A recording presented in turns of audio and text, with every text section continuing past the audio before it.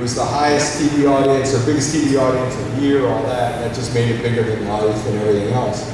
A couple quick facts about that. I'm not going to go into everything yet, but a couple quick facts. I was going to roll right and look. I wanted to peek the tight end down the back sideline. He was supposed to stay in pass protection, but coach, you know how coaches hate guys like me. Yeah, I go over, hey, don't worry about it. They're only rushing 3 guys. Go along down the left side.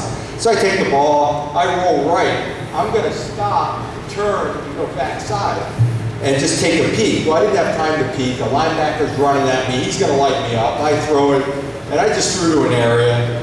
I see guys collide, and the ball go down, and arms go up in the back of the end zone. It's a tight end is all by himself on the backside of the 15-yard line. It would have been a boring-ass touchdown. Just boring. I just throw it to a guy that's wide open and walks in.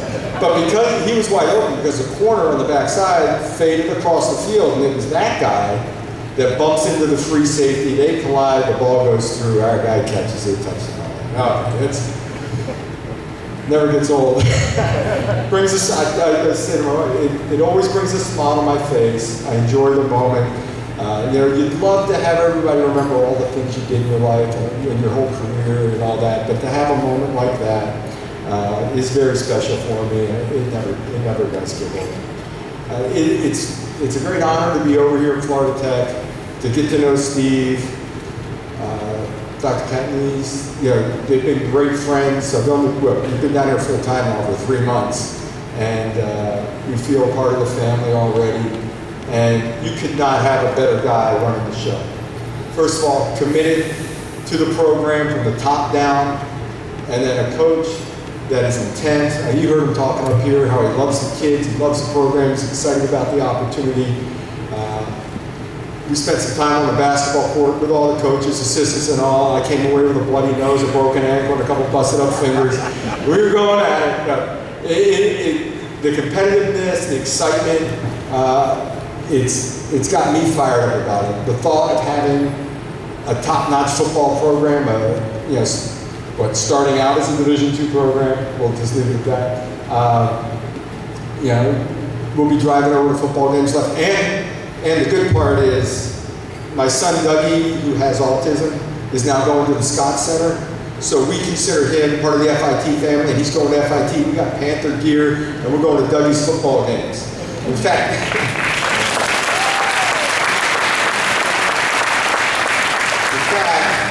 I have a nephew playing baseball up at Rollins. We were joking about it earlier, and Rollins came down, and we were teasing him. We had we got to root for Dougie. Dougie goes to FIT, but we're not rooting for you anymore. So done. And then FIT swept them 3 straight. Way to go. The program's in great hands. It really is. Excited. I laugh. Steve wants to pick my brain a little bit about football, and I'm sitting there thinking, I've been out of the mix for 7-8 years, and I've been out of the college mix for a long time as far as the X and O's end of it, because you're playing a pro game where it's a lot of, well, not anymore, but it was a lot of drop back, play action, all that. Now they're spreading it out. Now, where were these offenses 20 years ago when I was playing? I go to Canada, people. I go to Canada, we spread them out, no backs, throw it 50, 60 times a game. I come back, I go to San Diego, I'm talking with Drew Brees. I go, Drew, running the ball is a waste of time. It's something to do to keep the clock running. Other than that, if you want to score, what do? Throw the football. Drew Brees is now throwing for 5,000 yards a season. He says, hey, Flutes, we throw the ball a lot. We throw it a lot. Remember you said running the ball's a waste of time? We throw it a lot. So I'll be picking his ear that way. I'll be telling him all the way. It's air it out, throw the football. Find the guys that can get it done. I mean, the game has changed, people. Back in the late 80s when I started playing professional football, red, right, 64. Red, right was the formation. 64 was the play call. 60 protection, 4 is a curl route. So everybody runs a curl, and the backs know what they had, a little swing or a flat route. That was it. Now it's tip to queen left slot close, at 4, 7, 6, 0, F shoots the halfback screen right. And that's a screen play. Alert, Lee, Ray, Z shallow wide drag. So now you go to the line of scrimmage, you got to figure out the coverage, and then you check the one of the two. You got to call 2 plays in the huddle all the time. These guys have books on their arms of plays, and the reason I had to retire was I was 43 years old and I couldn't read the damn wristband anymore. No lie. No lie. I go to Tom Brady. I go, Tom, do you need all these plays? Really? We got 250 plays on these wristbands. We got 3 pages, or actually, his was 2 pages. I go, we got 2 pages of plays on our wristband here. I can't read them. He said, we'll get them to enlarge it. I go back and go, hey coach, we gotta blow this up a little. I can't read it in the huddle. It's too dark in there. So I got 3 pages. I got to fold out, lift over, open it up, and I'm reading these plays. Could you picture an NFL quarterback stepping into the huddle, pulls out his reading glasses, and that's the point I was getting to. But the game's changed. All of them need that wristband. All of them have a play on their wrist. They're going to read it off. And coaches get carried away now because of it. Coaches know you're reading it off. So they make it totally explicit that they can cover everybody's responsibility. Right? So now it all falls back on the quarterback, because especially in the NFL now with the free agency and new guys coming in, there's not a lot of carryover.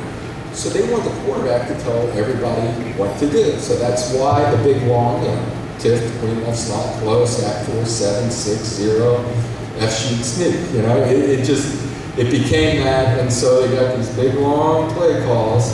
So we're going to tighten that up, coach. We're going to let the quarterback have some fun and protect the quarterback, max protect, not all these audibles and sight adjustments, and we're good. I'm still only 5'10". I can blend right in. We put long sleeves on and a shield so they can't see that I'm an old man with gray hair, and I step in. And then I'll hobble to the sideline with my cane. It's really, I'll tell you, it's so much fun for me to see the startup of a program, the coaching staff with the enthusiasm that this staff has. Coming over for spring ball, I didn't make it over like I wanted to, because you always wind up getting busy. But and by the way, Dr. Kennedy and Steve are both lying. I'm not a good golfer. Yeah, I don't hit the ball that well. But you have these moments in time, and at Boston College, the story behind the story there is very similar to what's going on here at FLT. All right? We were a program that had not been to a bowl game in 40 years, people. 40 years. Since the 1940s. Back when going to a bowl game, you had to, not everybody went to a bowl, okay? You didn't just show up for 12 games and you go to a bowl. So it had been 40 years since Boston College put a bowl. They were 0-11 in 1978. 3 years before we got there. Our head coach resigns. They go and get the University of Maine head coach to come down and take over the program, making $25,000 a year. All right? He's scrambling around trying to get athletes. The only guys left are all of us local guys that were going to go to Ivy League schools. We were all 1AA kids, Division II kids, Ivy League kids. We come in, and that's the core group. We look at the schedule. We got Penn State. We had Alabama. We got Texas A&M. We had Clemson on this. This is Boston College, people. We haven't been to a bowl in 40 years. All right, North Carolina, Syracuse, you name it, they were on the schedule. University of Miami. We played the defending national champion 4 years in a row, whether it was Penn State, Miami, Clemson at that time. And we rode 3 consecutive bowl trips. We finished number 3 in the country our senior year. And a kid that all the Division I coaches said, let's face it, you're not a Division I quarterback. When I went to Boston College, the only reason I got a scholarship, okay, they were in desperate need of athletes. In desperate need of athletes. We're scrapping all these Ivy League kids. The 2 quarterbacks they wanted, one went to Holy Cross and one went to Syracuse, so they offered me.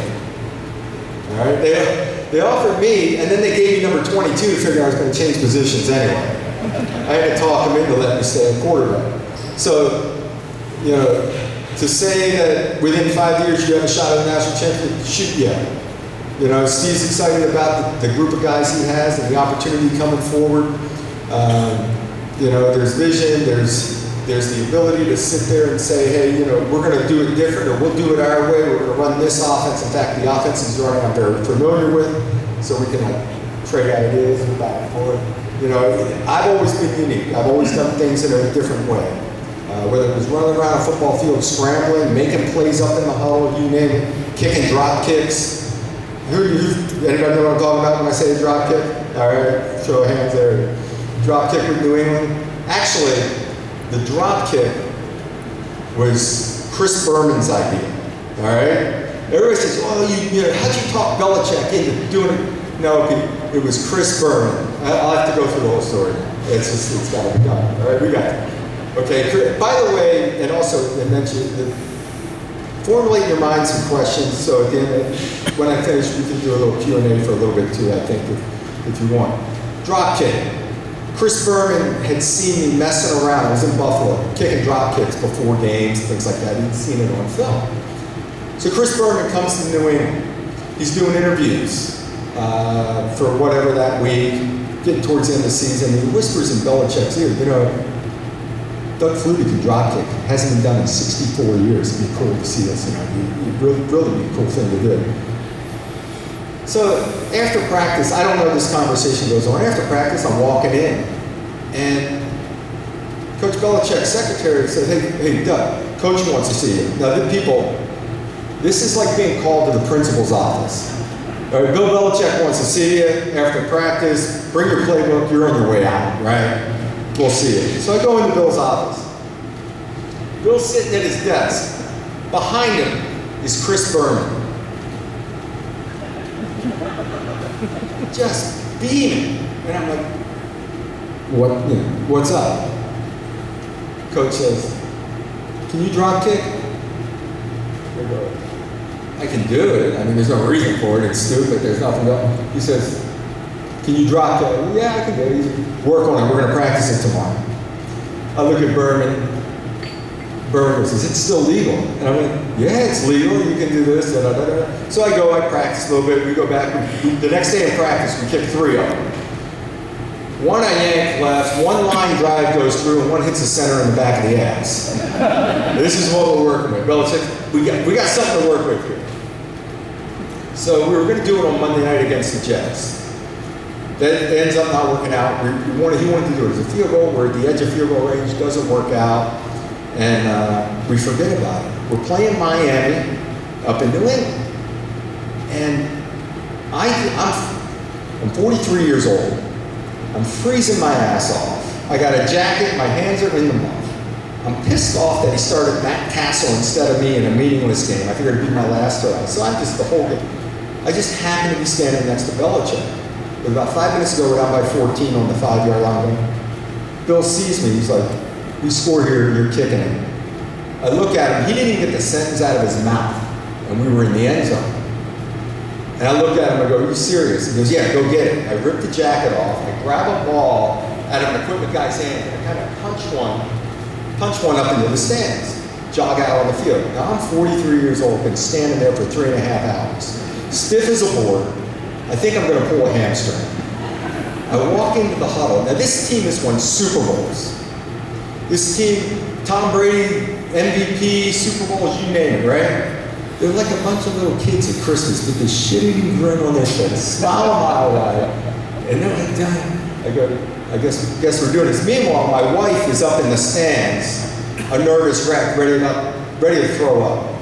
She knows what's going on. No one else knows. She turns and tells people he's going to drop kick. And they're like, what? So I go out on the field. We line up. We shift. We fake it out a little bit like we're going to go for 2. And they call timeout. Okay, fine. They called timeout. They wasted a timeout. It served a purpose. I'm fine. I'm going to the sideline. I turn to go to the sideline. The entire team is out by the numbers, waving me back out like, we're doing this. I turn back and go, I guess we're doing this. Now I go into the old man strip. I'm bending over, trying to stick. And Lonnie Paxson comes up to me. Lonnie's our center. He's the long snapper for punts and field goals. And Lonnie says, Keith Traylor's in it knows. Now, Lonnie only weighs about 240. Most centers around 315 to 330, right? Because he's going to kick my ass. He's like, what are you doing in the game? The Flutie, you're going to... And I said, look, just tell him what we're doing and then chill out and watch. He's like, what? I go, just tell him to chill. So he goes on all these conversations going on up front. The wide receiver comes back talking. He's out there being covered by Sam Madison, all-pro defensive back, right? And Madison's like, you're running the fade, aren't you? No, I'm not running the fade. Watch the slant, watch the slant. No, check this out. This is going to be cool. Right? And this is what's going on. So the ball gets snapped. Zach Thomas is the middle linebacker for Miami. Ball snapped. I start to hit it, and I catch it clean, and it's going to go through. And I knew I hit it. Zach steps up, like reading for a 2-point conversion. He's reading, and also he sees the ball kick. He looks up. Turns to Lonnie, our center, and goes, what the? Who's that? Lonnie gets in his face like, that's a drop kick, mother. It hadn't been done in 64 years. Like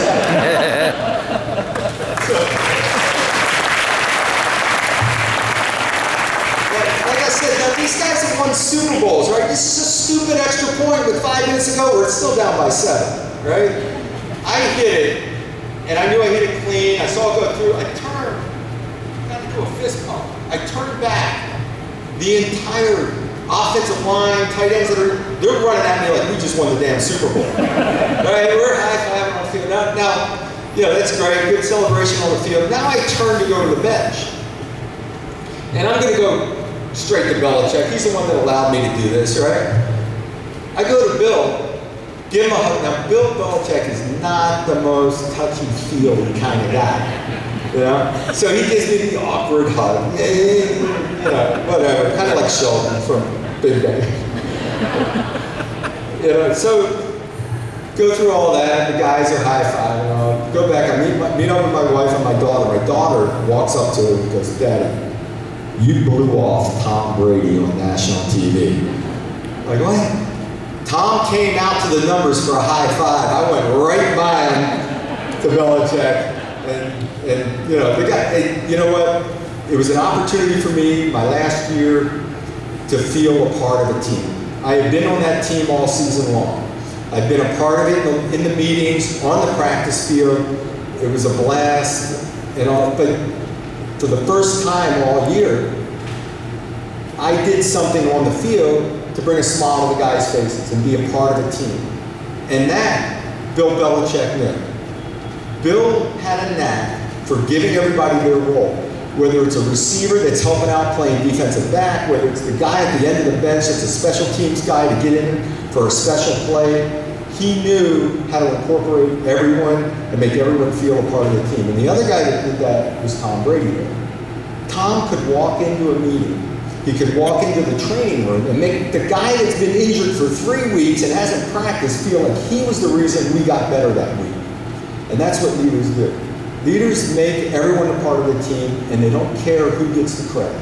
They don't care who gets acknowledged. When you stop worrying about 1,000-yard rushers and 1,000-yard receivers and who caught how many passes, and when we're all in this together as a team from the top down, anything's possible. You quit worrying about who gets the credit. Think about it in business. Think about it in team sports, and that's the bottom line, people. When we were there at Boston College for all those years, for those 4 seasons, we had the time of our lives. We didn't care who was getting the credit.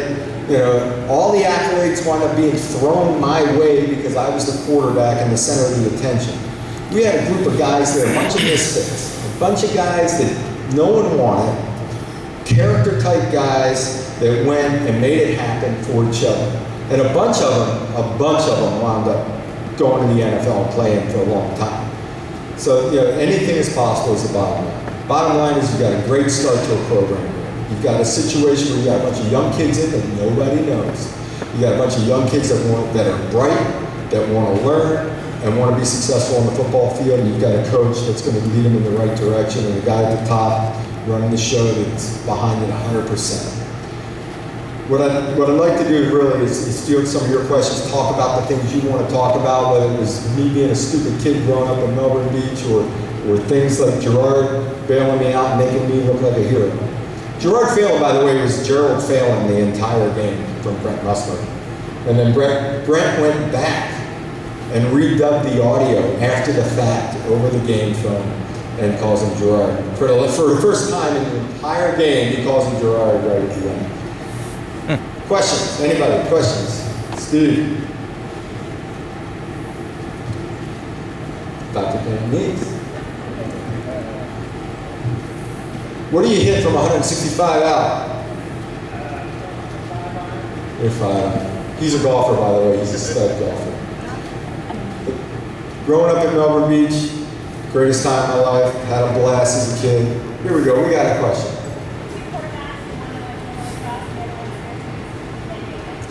The one that went to Holy Cross, Pete Muldoon, Adam Maryland, one of the top recruits in the country, wanted to go to a New England area school, goes over to Holy Cross, started 4 years there, had a nice little career, didn't do anything afterwards. Steve Peach went to Syracuse, sat the bench for 2 years, transferred back to Boston College and sat behind me and punting, which was kind of a feather in my cap. Yes, in the back. How many times a week do I get asked about the Hail Mary? How many times a day? It comes out. There may be a day that goes by that someone doesn't bring it up, but the average is well over a handful of times a day. And there's no doubt about it. It's an icebreaker for anyone that's meeting you for the first time. And like I said, it brings a smile on my face every time. Yeah, I'm tired of seeing it, but it brings a smile on my face, no doubt about it.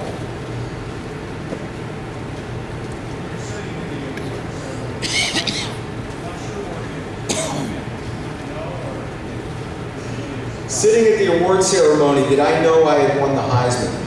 I had been the front runner since about week 3 and finished it with the pass in Miami the week before. And it came to the point where it was so obvious that I was the front runner that for the first time I was nervous, what happens if I don't win it? At that point, it's like everyone now is expecting me to win, and now there's a chance that, well, what happens if I don't? Is that going to be embarrassing? And my wife said it. We played Holy Cross that day. And we got a limo or a bus or a little van thing for me and my family, my wife with me, to the airport, to a local airport, private plane waiting, flew to New York, land there, get in a helicopter, go over to the city in a helicopter, just my wife and I. They actually got permission to take a lap around and do a little sightseeing around the city on the way. Land, get a limo from there just to go across the street to the downtown athletic club to get there like 20 minutes before the announcement. And my wife, we're sitting there grabbing something to eat real quick in the hotel room just before we go downstairs, and she's like, "You think they would have gone through all this if you didn't win?" So at that point, I was pretty confident, but I was scared that, how am I going to react if I don't win? Was the bottom line. And it was just fun that we got to experience all of it. My wife, Laurie, is here. My wife and I have been together since we were 15 years old. We've been through this whole thing together. And definitely a love of my life and been there for me from day one. Even my sophomore year of high school, when I was playing football, we weren't dating yet, she walked to the next town over to go to a football game. It's just been there from day one, and actually, it's been a partnership for almost 30, 35 years, whatever we've been through. And go back to the days of Boston College where I would write papers late at night. Back then, we didn't have the computer; we had to type them up.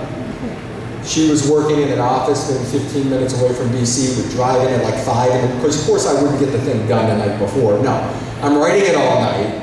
She would come at 5 in the morning, grab my paper, get it back to the office, type it up, and get it back to me before the class. So we've been through it all together, from her buying the prom tickets because I didn't have any money to I've made up for that. The investment paid off. All right, put it in investment, it's paid off. Other questions? Yes? What do you do now? What do I do now? I come to these and pretend I'm important and talk. I work for NBC. I cover college football. That's my main gig. Actually, I do enough football just to keep my face out there, do enough TV work, and to keep my face out there, so I have a handful of endorsements and speaking engagements and all that keep me busy throughout the year.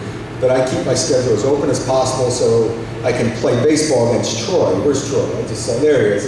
Right, we play you guys tomorrow night? That's right. What happened last time we played? Okay, anyway. Yeah, I'm a kid at heart. I'd still love to keep my slate open and play baseball and have fun. Who are the other players at the Heisman Trophy ceremony that you beat out? My year at the Heisman, Bo Jackson had actually, I think Bo tweaked an ankle somewhere in the middle of the year. He was going to be my biggest threat that year. It was going to be Bo and I. But Bo got hurt. Napoleon McCallum, Bernie Kosar, he was a running back from Navy who had an exceptional year. Bernie Kosar and Keith Byers from Ohio State were the front runners, the top four that year. Yes. What did Bernie say to you after the game? But Bernie and I played golf together that summer on this promotional tour thing, and we had talked once or twice during the year. After the game, after the pass, I kind of, we celebrated for a second, and then I started looking for Bernie. Bernie had headed straight to the locker room.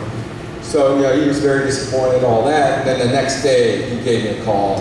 And the conversation basically was that, all year long, I just remember him saying that all year long he kind of thought I was overrated, this, that, and the other thing, and finally kind of earned Bernie's respect for that game. But Bernie and I both threw for well over 400 apiece. It was even without that pass at the end of that game, it was going to be an all-time classic. They had just marched the ball 87 yards in 2 minutes to win the game, basically. And then the fact that the pass happened at the end just made it stupid over the top. Other question? Yes.